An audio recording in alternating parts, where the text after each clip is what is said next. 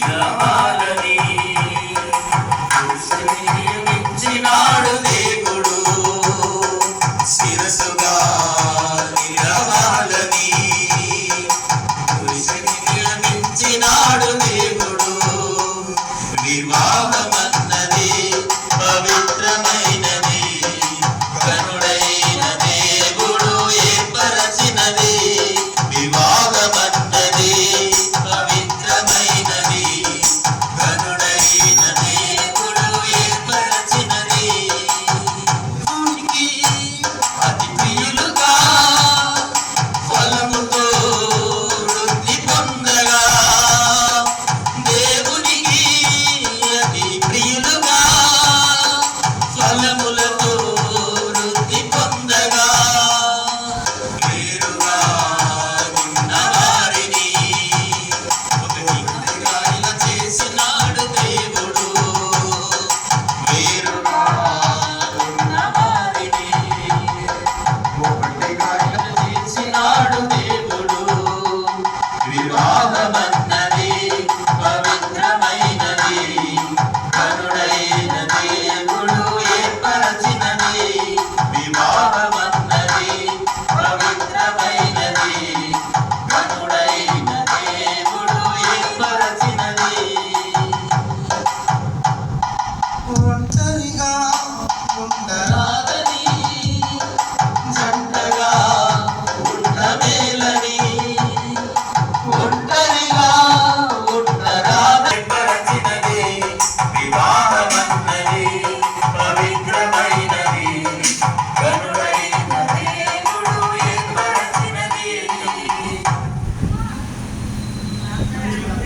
ఆయన త్రోవలి యందు నడుచు వారందరూ ధన్యులు. నిశ్చయముగా నీవు నీ చేతుల కష్టార్జితమును అనుభవించదు. నీవు ధన్యుడవు, నీకు మేలు కలుగును. నీ లోగిన నీ భార్య ఫలించు ద్రాక్షావల్లి వలె నుండును. నీ సో ఇటు మలయాళం నుండి తెలుగు కాబట్టి దయచేసి మనం చప్పట్లు కొట్టి సేవకుని ఆహ్వానించుదాం.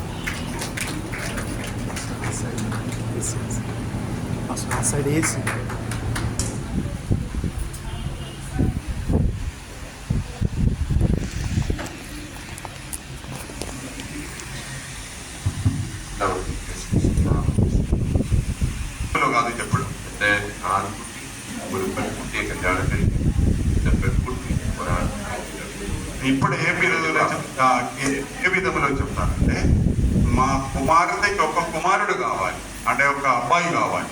అదే విధంలో మా కుమారునికి ఒక అమ్మాయి కావాలి. అత్యత అని ఉన్న పదమే లేదు, ఎవరో ఒకరు దొరికినైతే చాలు చెప్తాం. అంటే ఇప్పుడు మనము అటువంటి లోకములో ఇప్పుడు నివసిస్తున్నాం.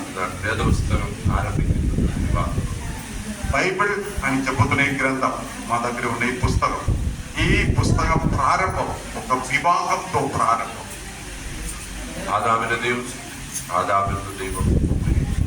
ఆదమును దేవుడు సృష్టింపజేశాడు. ఆదము నుండి హవ్వ అని చెబుతున్న స్త్రీను దేవుడు సృష్టించాడు. ദൈവമാണ് വിവാഹം കൊണ്ടുവന്നത്. വിവാഹം ചെയ്തത് അവരെ ഭാര്യാഭർത്താക്കന്മാരായി തീർത്തത് സർവശക്തരായ దైవ చిత్త ప్రకారం దేవుడు వివాహ జీవితం ప్రారంభించేశాడు. ఆదము హవ్వ వారిను చెదపరిచి వివాహ జీవితంలోనికి ప్రవేశింపబెట్టినది దేవుడు. മനുഷ്യൻ ഏകനായിരിക്കും നന്നല്ല എന്ന് സൃഷ്ടിതാവായ ദൈവമാണ്. నరుడు ఒంటరిగా ఉండినది మంచిది కాదు, కనుక నేను ఆయనకి సాటి అయిన సహాయం తయారు చేసి ఇస్తామని చెప్పినది దేవుడే చెప్పాడు.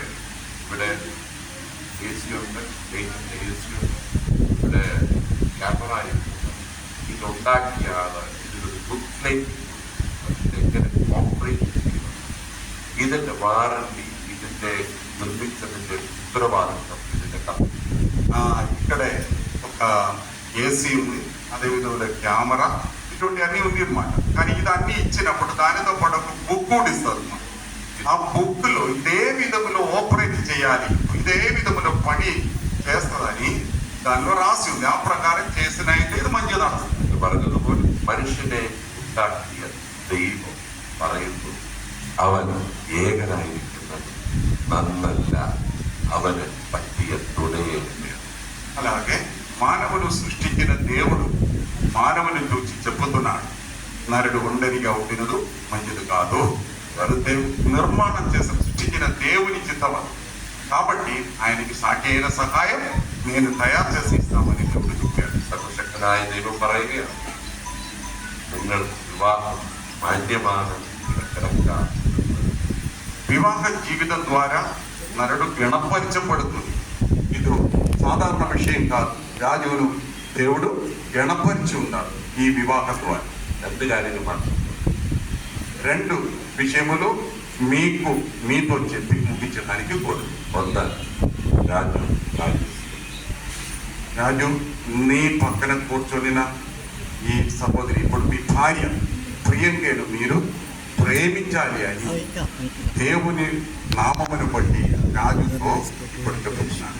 ബൈബിൾ പറയുന്നു, അപ്പനെയും അമ്മയും വിട്ട് ഭാര്യയോട് ఈ తల్లిదండ్రులు విడిచిపెట్టి భార్య అందుకొని ఏక శరీరస్థుడుగా మారడం, అది వివాహ జీవితం ద్వారా పురుషునికి దేవుడు ఇచ్చిన ఆజ్ఞ. ഭാര്യയെ కాబట్టి నీవు నీ భార్య ప్రేమించాలి. ഭാര്യയോട് പറയുന്നു, സഹോദരിയോട് പറയുന്നു, ഈ ഭർത്താവിന് കീഴ്പ്പടി. ప్రియంగా మీతో వాక్యము ఏం సెలవిస్తుందంటే, నీ సొంత భర్తకు అన్ని విధములు లోపడి ఉండాలి.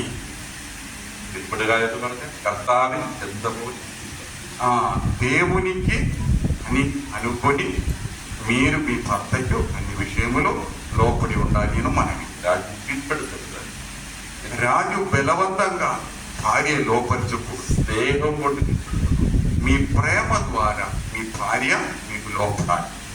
കർത്താവ് ഒരു ദൈവ പൈതൃകത്വ നീ ഭർത്താവിന് బిడ్డ, నీవు దేవునికి భయపడి నీ భర్తకు లోపడి ఉండాలి.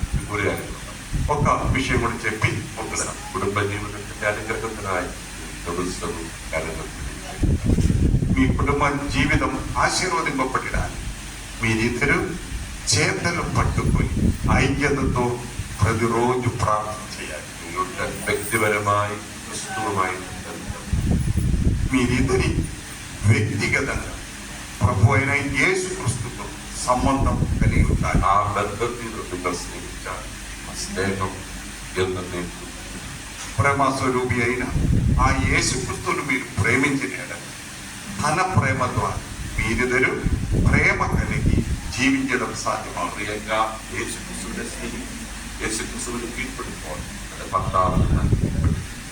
ప్రియంగా యేసు క్రీస్తుకు లోపడుతున్నప్పుడు సొంత భర్త కూడా లోపడు. എഫേസ്യ ലേഖനം 6 വാക്യങ്ങൾ നിങ്ങളുടെ വീട്ടിൽ പോയി ఎఫెసర్కు రాసిన పత్రిక 5వ అధ్యాయం 22 మొదలుకొని ఉన్న వాక్య భాగములు ఒకసారి కూడా వినండి. ఎఫెసీ పత్రిక 5వ అధ్యాయం 22 మొదలుకొని ఉన్న వాక్య భాగం ఇప్పుడు కాదు, ఇంటిలో వెళ్ళిన తర్వాత ఇద్దరి కలిసి చదవాలి. നിങ്ങളുടെ ജീവിതത്തിന്റെ ആദ്യത്തെ തുടങ്ങുന്ന എല്ലാ ദിവസവും പ്രാർത്ഥന ഒരുമിച്ച് ബൈബിൾ വായിക്കുകയും പ്രാർത്ഥിക്കുകയും ചെയ്തതിനു ശേഷം വേണം ప్రతి దినం మీరు ప్రారంభం చేసినప్పుడు ఇద్దరు కలిసి బైబిల్ చదివి ప్రార్థన చేసి ఆ జీవితం ప్రతిరోజు ప్రారంభం చేయాలి. ഡിവോഴ്സിന്റെ ഒരു കാലഘട്ടത്തിലാണ് విడాకులు అని ప్రతి స్థలములో వినం విడాకులు പിശാച് അങ്ങനെ ചെയ്തു. అపవాది అయిన సాతాన్ ఆ విధములో కుటుంబ జీవితమును పాడు చేస్తుంది. ചെറിയ കാര്യമല്ല, ఒక చిన్న విషయం కాదు. కుటుంబ జీవితం ദൈവത്താൽ തന്നെ దేవునితో పాటు దేవుడు వలె ఈ కుటుంబ జీవితం ముందుకు సాగు. ദൈവം നിങ്ങളെ దేవుడు మీరు ఇద్దరును ఆశీర్వదించిన కాక దేవుడు మిమ్మల్ని ఆశీర్వదించిన కాక.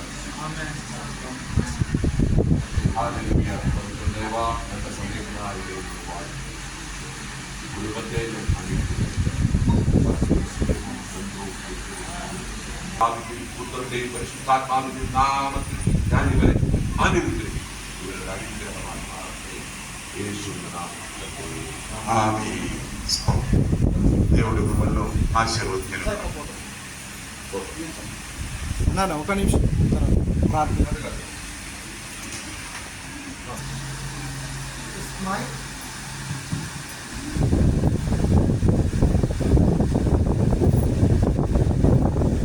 కూడి వచ్చిన మనం అందరం కలిసి ప్రార్థన చేస్తాం.